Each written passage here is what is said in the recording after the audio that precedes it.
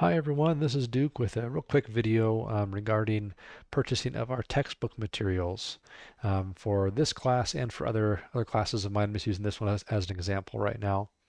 But here in 3510, or whatever class you're looking at, in the syllabus, I'll have a section on fees. I'm not going to go over the whole syllabus right now. We'll save that for the first day class like usual. But I want to explain this ahead of time so that way you can get purchasing on some of these textbook items to have them as soon as possible when class is starting, so we can use them right away in class versus having to wait 2 or 3 weeks for them to arrive after you've ordered them. So here in this class, as well as other classes I teach, I have a textbook cost, right, which is separate from the course fee. Okay, so in my classes, the course fee will buy you basically all the components of the drone you're going to build and things like that, but it does not buy you a transmitter and a receiver at a minimum. Transmitters can be moved between aircraft, and you might have a personal preference on what type you like. So we removed those from course fees a little while ago to let you buy your own that you want to use, and however you want to splurge or save on that transmitter. There's just some minimum requirements here, 8 or more channels, and then a receiver which has 8 or more channels. So real quick, we'll talk about this in class, of course, but if you don't know what a transmitter and receiver are, here we go. Okay, you might call this a controller. People often call them controllers or remote controllers, whatever you want to call it. I call them transmitters since they transmit. It helps us determine what's actually going on since we have some other components that are called controllers on our drones. So the transmitter here, and then this is a receiver. This does not really go with this one per se, but that's okay for the purpose of the demonstration. It works fine. So this is on the ground in your hand, right, as you're flying your drone around. This is in your drone, and this is giving the commands to the drone to tell it what to do when it's flying around. So a transmitter and a receiver. Okay. So in the syllabus, I say, hey, you need to go buy one of these or already have one of these, and you go buy or already have one of these, right? So if you have no idea what those things are, this is your very first time doing any of this stuff, you might be going, well, how do I even find that?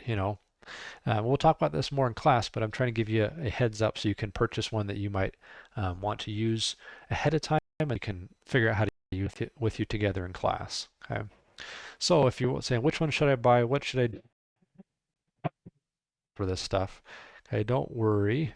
The home page of pretty much every one of my classes, I have a link to the UAS resources page. Okay, now you may click on this link and immediately go to the spreadsheet, or in this case, in this class, it goes to another page. And then we have the class links and resources doc here, and that will open up this spreadsheet. I try to maintain this to make sure people can have links to things that we use in class or they need to buy for class. I can't guarantee all the links are live and working, but I try to make sure they're that way. And so here on this spreadsheet page, we have radios as the first tab, then we have batteries and propellers and telemetry radios and all this other stuff, right? So you may use some of these other things during other classes, or just if you're curious, you're welcome to look at them and ask me about them, whatever you'd like to do there. Okay, but the main one we're going to focus on right now is the radios. So if you have not taken any of my classes yet, you probably don't have a transmitter and receiver. You may if you've done drone or RC stuff before, but if you don't, I have some ones linked here for you. Okay, so under this basically category, we see radios and then a space and then radios. That's just because for this line item, I have like 5 or 6 links of different places to buy this one item, if that makes sense. So the item is listed here, and these blank spaces are because I needed a line for each link from different suppliers that sell this item, or at least that sold it when I looked it up whenever I did that. Okay, so if you want to buy a radio, you're starting off brand new. There is a couple options that are basically the cheapest ones that I would recommend, and then there's some other ones that kind of go up from there. Okay, this Radiomaster Pocket is brand new, like in the last month or so as at the time of recording this. May not be new when you watch this video, but it's a brand new radio, and it's called the Radiomaster Pocket. So we'll just search for it real quick because I don't think the links are working for me right now. I was trying them a bit earlier. This is Radiomaster's website. There's lots of other suppliers you can see that sell these items that are in the US. Radiomaster is overseas, but they do ship pretty quickly. And we can look here, radio controllers, they have their new pocket radio. Okay, so this radio is very small, as you could think of by the name Pocket, but it's only 65 bucks. Okay, now it's still kind of on pre-order at the time of this recording. So if you look and it's not on pre-order, then you go ahead and grab it. If it's on pre-order, you might want to look and see when they're actually going to ship it, because if they're not going to ship it for another month or two, it may not be an option for you at this time. Okay, but it's one of the cheapest radios that's out there, and it works really well from the reviews so far, and the investment is not very much up front. Okay, if that one's still on pre-order or you don't like how it looks or something like that, the other one that I would probably recommend as far as savings go, let's look at this guy real quick. This is the Jumper T Lite. See if it's still available. Yeah, it looks like it's available. Okay. And so this is almost the same price, actually a little bit cheaper, a little bit different format, kind of a gamepad style, but also can be used just fine for everything we do in our classes. Okay, a Newbie Drone is a vendor based in San Francisco, so they should ship pretty quick to Utah. Okay, so basically from there you kind of go up to some other models, the TX12.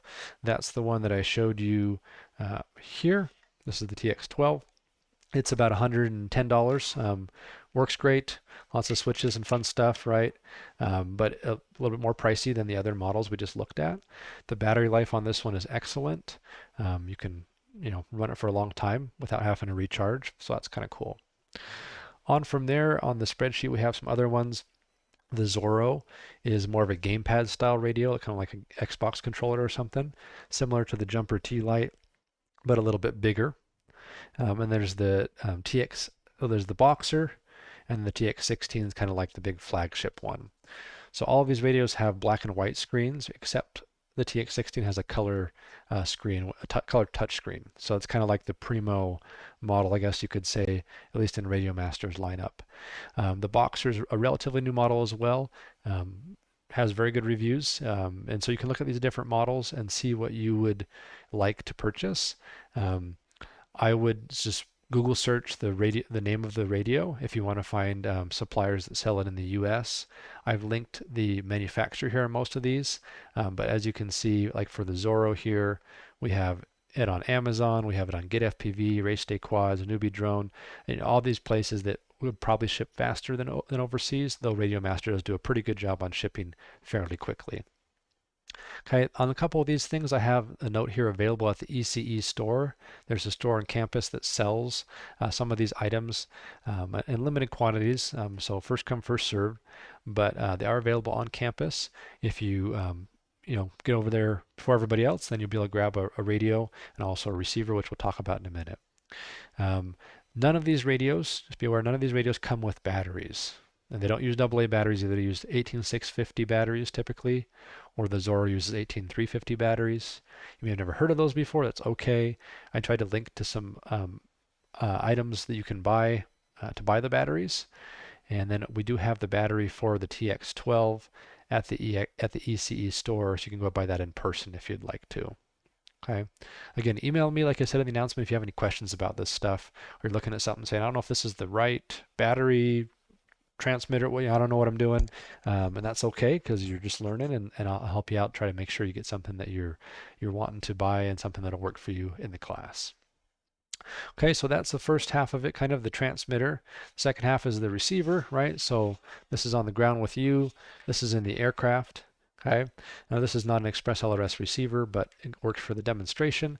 There's lots of different receivers out there. Okay, and the receiver that you buy is important because it will make a difference for what you use it for in some cases. So down here I have a RX, which is short for receiver, for AV3510, and I have a receiver which is for 3515. Two different types of receivers, right? You see I have a bunch of links for both of those. There are lots of vendors of receivers, okay?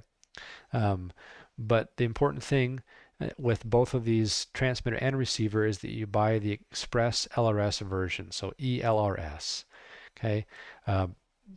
If you're starting out new with all this stuff, there's no other recommendation I have besides using Express LRS as what's called the protocol.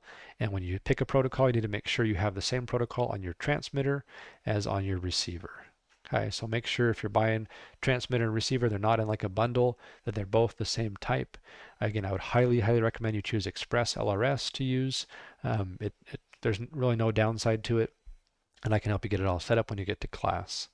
So there's these two links here. I may add some other links for other receivers as I find good options for you.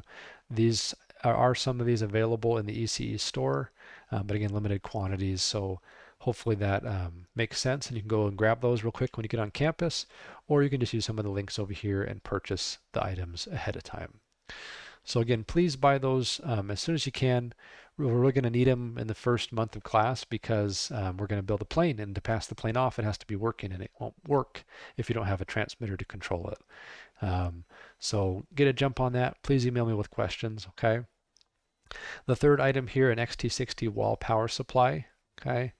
If we go over to our spreadsheet here, and we say batteries, chargers, and power. Here's the XT60 wall power plug. Again, you can buy it yourself, or it's at the ECE store if you want to do that. Let's go look at it real quick, make sure that link's still working. Okay, there it is. Okay, we use these to power up our planes kind of in the classroom, so we don't have to use batteries all the time. We can just plug it into the wall outlets. And it's also really helpful for working on your plane at home where you might not have a battery to power up your plane. So those three items are pretty common to all my classes since we use them to set things up, and we take the transmitters between classes. If you take another one of my classes later, you can use the same transmitter. You can probably use the same receiver too, but you might buy a new receiver depending on what you want to do. So I try to minimize costs that way. The first class you take of mine, there's a bit of upfront to buy all this stuff, but then other subsequent classes, there's not as much you have to put out. Let me know if you have any questions. Please, again, email me and go over the rest of the syllabus so you know what's going on. We'll go over that in class as well, but it's a good way to get a feel for what the class is going to entail and what's out there. Okay, I think that should cover everything, and I'll place this video inside of the announcement, okay, regarding textbook items. So this video that I'm making right now will be in here, okay, and this link here is the spreadsheet in case you couldn't find it the other way or something like that. All right, thanks for watching. We'll see you.